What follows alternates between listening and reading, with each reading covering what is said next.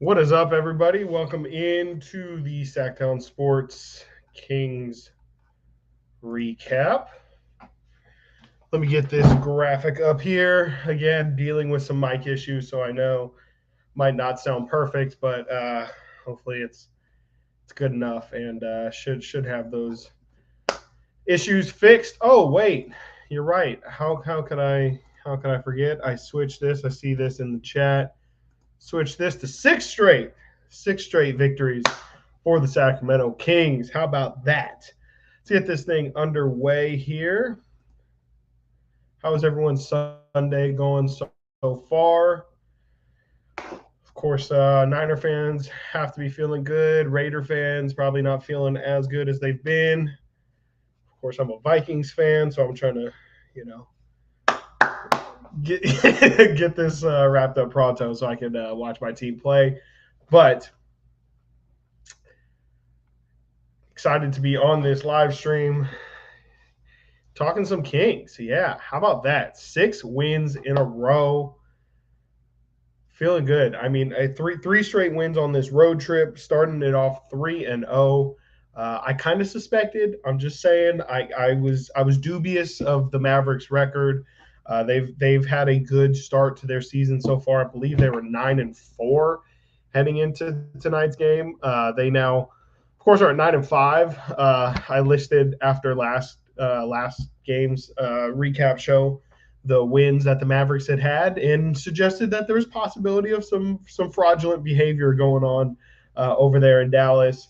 And, I don't think the Kings necessarily showed that Dallas is fraudulent, but I would definitely say after watching tonight's game, Dallas cannot play the Kings style of basketball. And I think that's kind of where things went wrong for them tonight. You saw there was a nice little chess match happening, a little back and forth. No team was really able to pull away to a big lead for, what was it, about 3 quarters there. And then what happened is Dallas kind of fell into the Kings' trap. Dallas tried to play a more up-tempo, high-pace offense, and that's not how they play. They like to slow things down, get into their half court, give the ball to Luka. Luka dribbles the ball out, dribbles the clock out, and he usually will take some isolation 3, or they'll get something in the pick and roll. But usually it's late developing. And once Dallas kind of started to play the Kings style of play, the Kings are always going to play Kings basketball better than most teams in the NBA. So that was kind of Dallas's downfall. And when you're on the second night of a back-to-back and your shots aren't falling, it's kind of hard to stay in it defensively. And I thought the Kings did a great job keeping on the pressure and just making it a tough game. If Dallas was going to want to stay in this, they were really going to have to fight. Again, being on the second night of a back-to-back, of a really tough back-to-back. They had to play in Milwaukee yesterday, fly home to Dallas, and play the fast-paced Sacramento Kings. You could argue that's a schedule loss for Dallas. So Kings did a great job of taking advantage of that. They have to play a back-to-back of their own tomorrow in New Orleans, so it's good that they got this. They got this rest for De'Aaron. I don't think he checked in at all in that fourth quarter. So good to get Fox some rest heading into New Orleans, which that's going to be a tough back-to-back because just in general, back-to-backs are tough. But, it just always feels like New Orleans is a tough place for the Kings to play historically. And them having 2 games over there, it's just tough to beat any team in the NBA back-to-back game. So that'll be an interesting back and forth. These next 2 games, it'll be tomorrow, Monday, and then Wednesday as well in New Orleans. And then the Kings wrap up the road trip on Friday, in-season tournament action in Minnesota against the Timberwolves. That'll be exciting. That'll be really exciting. The Kings are setting themselves up to have a really good road trip. I think we all agreed before this road trip started that if they went 3-3, that would be good enough. And the fact that they've already secured those 3 wins makes this road trip at the bare minimum a business trip. They took care of what they needed to do. Now everything else they do is almost it's not really gravy in a way. I know 'tis the season, but it's every other win just kind of at this point proves how good this team is, if that makes sense. Like really good teams go 5-1, 6-0 on this road trip. Good teams probably go 4-2, 5-1, and like your run of the mill play-in teams probably go 3-3. So it's a really good sign if the Kings can get their first really long road trip of the season and turn it into a really good one. That's a really rare thing to have this early in the season, is the ability to have the composure to knock out a 6-game road trip and come away with 4, 5, 6 wins. So great sign so far, and a really big win tonight, regardless of whether it's a schedule win or not. Good on the Kings to make life difficult for Dallas, and especially Luka, who we all know, when you go against Luka, he's able to fill it up. It's really nerve-wracking going against him when he's just collecting fouls like that. It feels like every call is possibly going to go his way, and so you don't really know how to defend him. But I thought Chris Duarte came in to the starting lineup today with Kevin Huerter out, and I thought he did a really good job defensively, of course, physically. Oh man, apparently Josh Dobbs is going crazy, y'all. So I'm gonna have to wrap this thing up as quickly as possible. Yeah, to make life as difficult as possible on Luka. And shout out Chris Duarte, who has kind of struggled. I'll say struggled so far early in this season to kind of get a rhythm. And, he just kind of gets thrown into the starting lineup with Huerter out, and I thought he looked really comfortable, and it makes sense, and it really is just a great sign of, I shouldn't say a great sign, but it's another example, I should say, of what starting, it's a giant cliche these days to not talk about, it doesn't matter who starts, it's who finishes. But this is why it matters who starts and who doesn't start, because it can change somebody's game so much. Like I definitely think Chris Duarte benefited from being in the game for 3 to 4 minutes just as it started, to kind of get into a rhythm and let the game come to him. And then when he finally had an opportunity to hit a three, he knocked it down. Whereas when you're coming off the bench, not many people have the ability like Malik Monk to just come in the bench, not have much warm up, get the ball on your first possession and knock down a shot. A lot of people, that just doesn't come that easy. So I definitely think Duarte is somebody who benefits from starting and being able to just kind of collect minutes and get into a rhythm. So that was great to see. I don't think that we need to reopen the Kevin Huerter going to the bench for Duarte discussion, but it was great to see that Duarte was just able to kind of fill in and not miss much in terms of that position needing more. Let's see here. Yeah, Huerter. I would imagine Kevin Huerter's probably not going to be out for too long. We just kind of heard about the injury yesterday, and then he moved from questionable to it seemed like he wasn't going to play, and then we learned he was out like a couple hours before tip-off.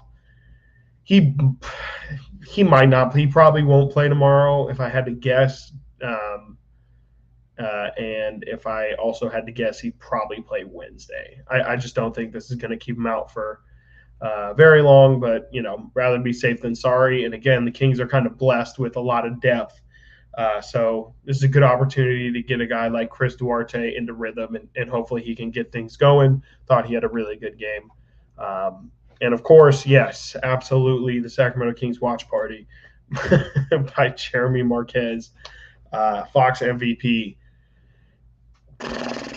You're not going to catch me arguing this. De'Aaron Fox has just been ridiculous since he came back. I'm going to continue to say that the fact that the Kings played so poorly when he wasn't in further boosts his MVP stake. But yes, when he has been playing, De'Aaron Fox has been ridiculous. He scores 30 points in 3 quarters tonight after 43 the other night, leading the NBA in points per game. Maybe he dropped a little bit tonight, but again, did that in 3 quarters. Just incredible. I mean, it's very clear for everybody who's watched so far how big of an impact he makes. He's just relentless, and tonight he was hitting his three. I've got it in the crawl there, but 6 made 3-pointers tonight for Fox. He looked really comfortable. I don't know if he was just in a rhythm tonight, but if he can knock down a perimeter jump shot this season, he was 38% heading into tonight. He's 6 of 10 tonight, 60%. I'd imagine that climbs him up to 40 on the season. That's different. That is absolutely ridiculous. That's something that I don't think anybody actually thought De'Aaron Fox would get to in his career is 40% from three. It was always 36, 37. Oh, if he can get to 38, oh my goodness, could you imagine? If this dude's shooting 40% right now from three in what's it been 6 or 7 games that he's played in, that's insane. And yeah, even if that's not sustainable, even if it falls back down to 38, just what that does for his game, if he's going to shoot on high volume, he's unstoppable. There's nothing you can do about it if he's going to be able to hit threes and be able to put pressure on the rim the way that he does every single night. So yeah, I do think that De'Aaron Fox is definitely in the MVP discussion 100%. Is he at the top of it? Probably not. We'll see how Denver does with Jamal Murray out, because much like De'Aaron's stock rises when he's not out. I think with Jamal Murray out, if Denver struggles, that's probably gonna take a little bit away from the Jokic MVP. So the MVP ladder, if you will, is a very fluid thing. But De'Aaron's definitely staked his claim for at least being in the conversation, if not near the head of it, because with with what he's done to kind of turn this season around, if you will, should not go understated at all, because it has been very obvious that it's as cut and dry as De'Aaron Fox in the lineup versus De'Aaron Fox out of the lineup, how different they have looked.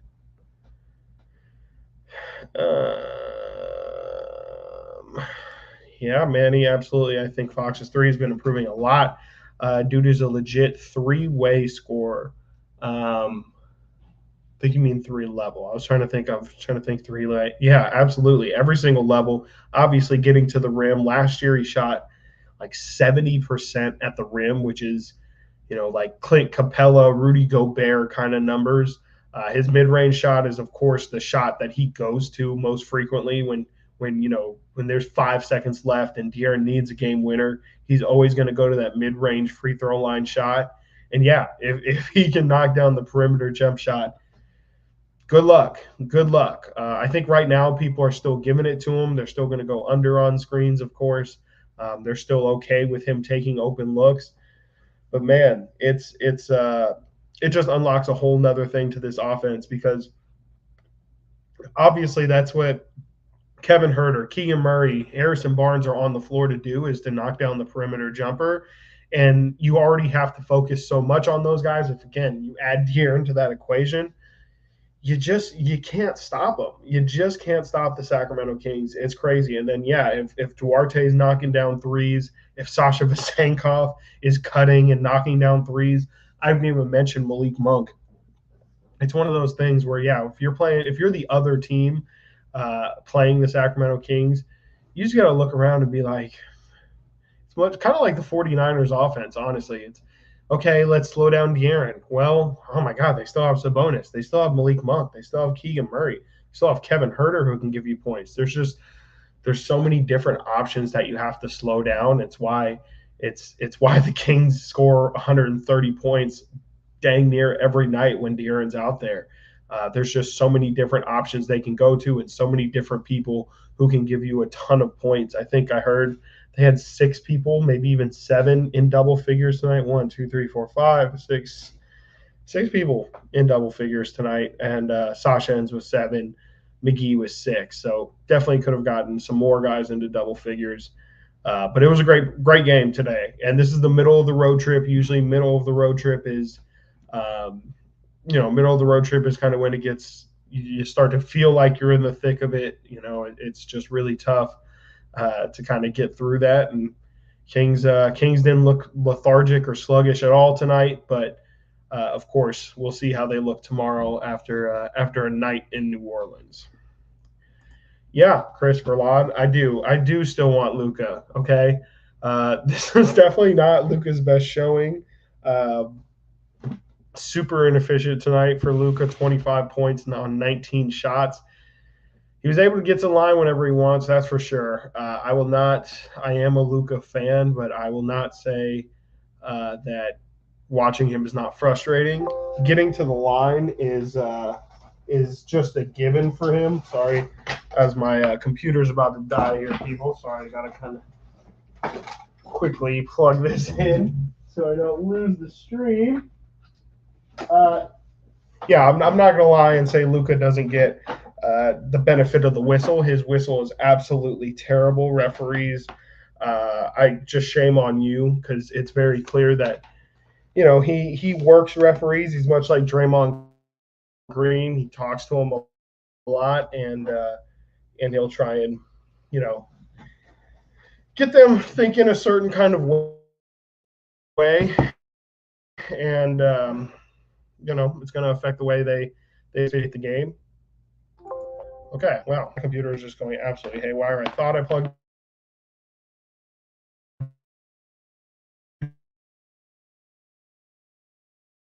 it in time. But yeah, Luka is really much you can do about it. Like he the way he plays is just it's not pretty, but it's efficient, and it's much like James Harden's game was when he was in the MVP discussions. Just about everything runs through him.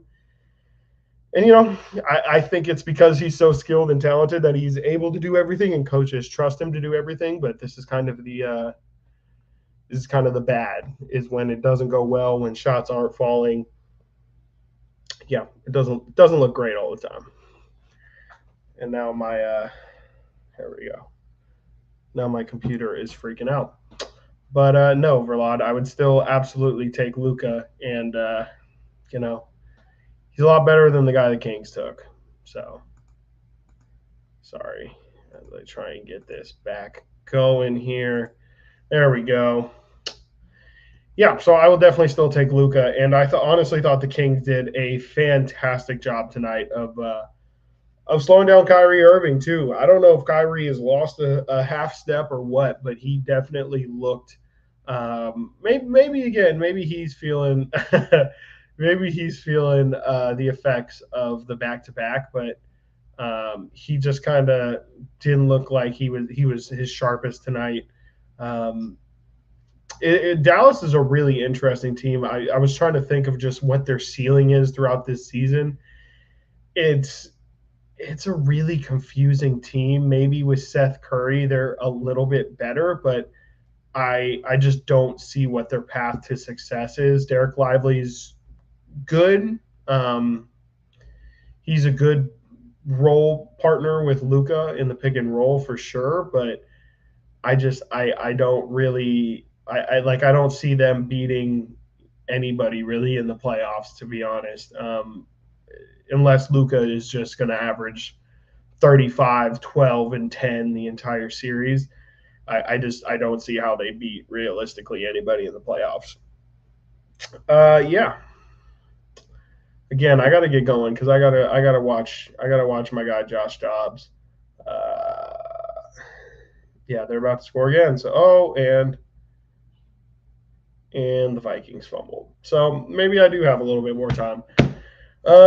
Let's see here. Yeah, beam interference. That's exactly what that was. Apologies. Yeah, a little bit. It's always tougher to do these things. For some reason, you would think when I'm at home, I would have a more established home setup. But for some reason, it's always easier to do these when I'm at the arena.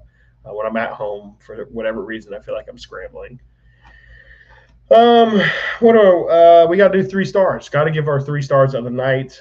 We do this every single night, and I think I'm gonna go with my first star. I'm gonna give it to Chris Duarte because I'm a sucker for a story, and I think Chris Duarte had a really big night in terms of confidence tonight. Like he's looked a little lost since he's gotten to the Kings. I think everybody had a little bit of expectation for it to look good right off the bat because he had experience playing with Domantas Sabonis, and we just really haven't seen any of that, anything that looks like those two had played before together. So it was again maybe starting played a role in him looking more comfortable, but to see him knock down a couple threes and his defense was good tonight. He definitely, of course, he's gonna foul. Finished tonight with 3 fouls, which honestly isn't so bad for 32 minutes. But he plays really physical defense, and I like that a whole lot more than him not playing physical defense and letting his guy get comfortable. Doug Christie used to talk about all the time, and I guarantee he tells these guys every single day. Doug used to say when he worked at the station, there's no reason if you're not guarding somebody, you have to make them feel you.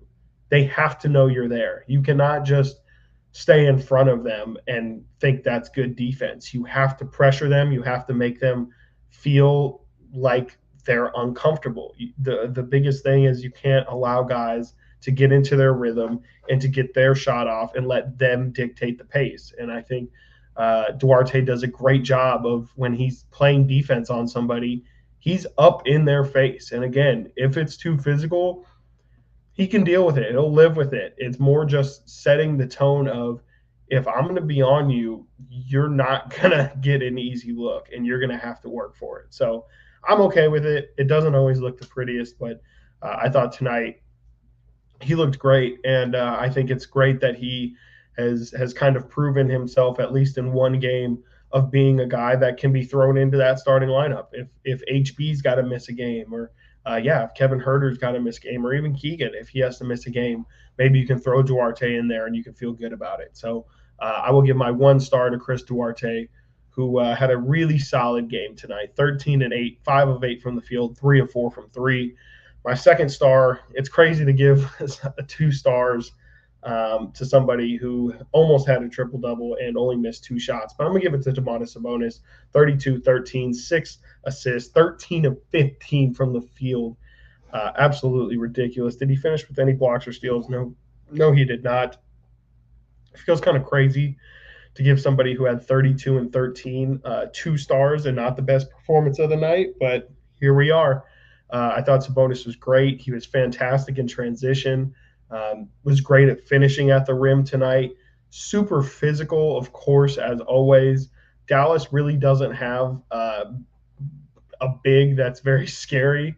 With Derek Lively, Sabonis is so big, strong, and physical. He's not worried about a rookie like Derek Lively. He doesn't really pose much of a fear to Sabonis attacking the rim. So Sabonis just went at him like he's done this entire road trip. Just he is on a tear right now. I think I saw my guy Frankie Cardicelli put something out on Twitter about the run Sabonis is on. Let me make sure I get that right.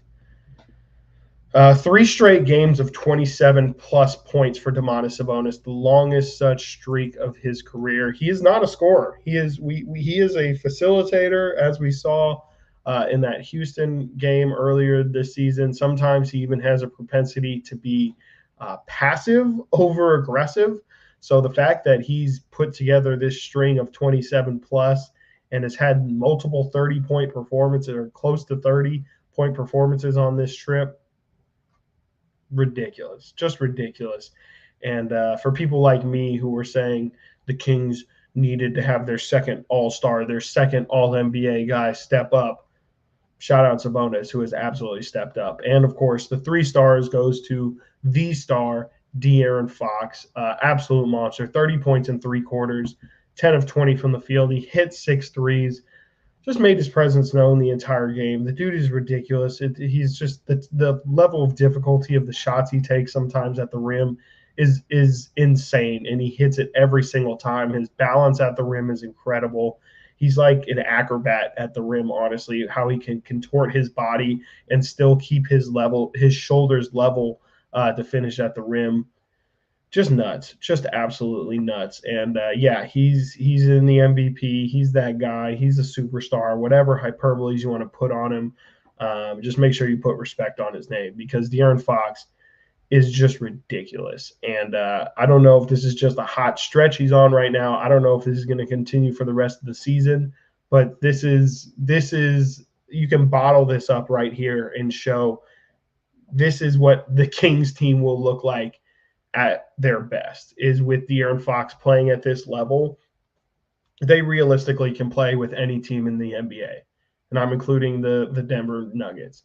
I don't know if they can beat them in a 7-game series, but they can hang with them, and it won't be a shock. Okay, they can go 6 to 7 games with any team in the NBA playing like this.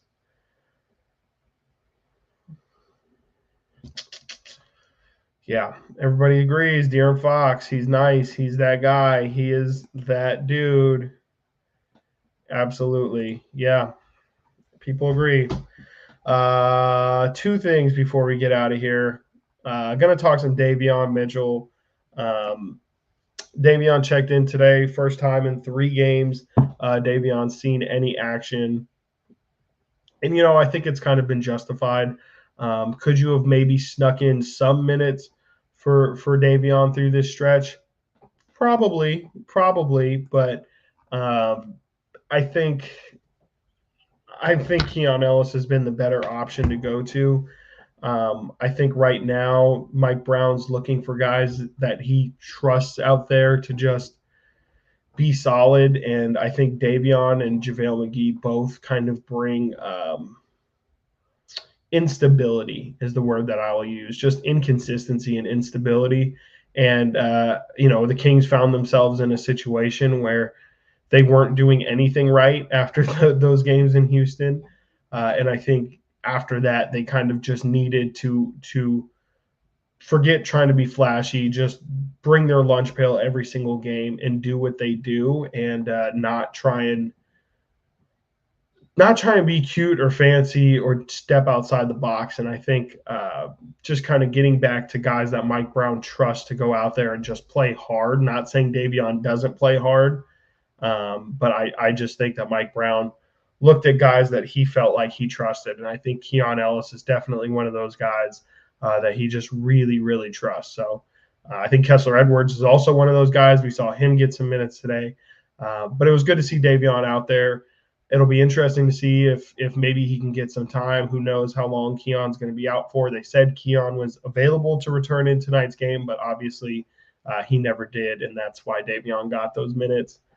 I think if Davion does play again, I would suspect that he's going to play really well. I think he's going to be motivated. I think he definitely knows that he might be running out of opportunities here in Sacramento. So I think he's going to be well aware of that. And I would be really surprised if the next time Davion checks in, he doesn't have a really good night. I'd be really surprised. Second thing I want to talk about is this. I saw this comment. Where is it? Where did it go? So I saw someone mention something about Zach LaVine. Yes, here we go. Should we trade for LaVine? I don't personally believe so. I think it's kind of multi-layered. By the way, yes, Manny, Keon is injured. He should, like I said, he should be fine. But he did have to check out, head to the locker room a little bit, and then return to the sideline and never came back in. But they did say he was available. They sent out an update during the game that said Keon Ellis was available. But no, I do not want the Kings to make a move for Zach LaVine.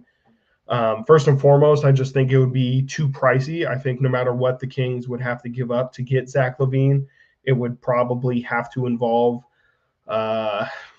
Keegan Murray, I would assume, would be in the initial conversation, and I just don't think the Kings should do any move that involves Keegan Murray.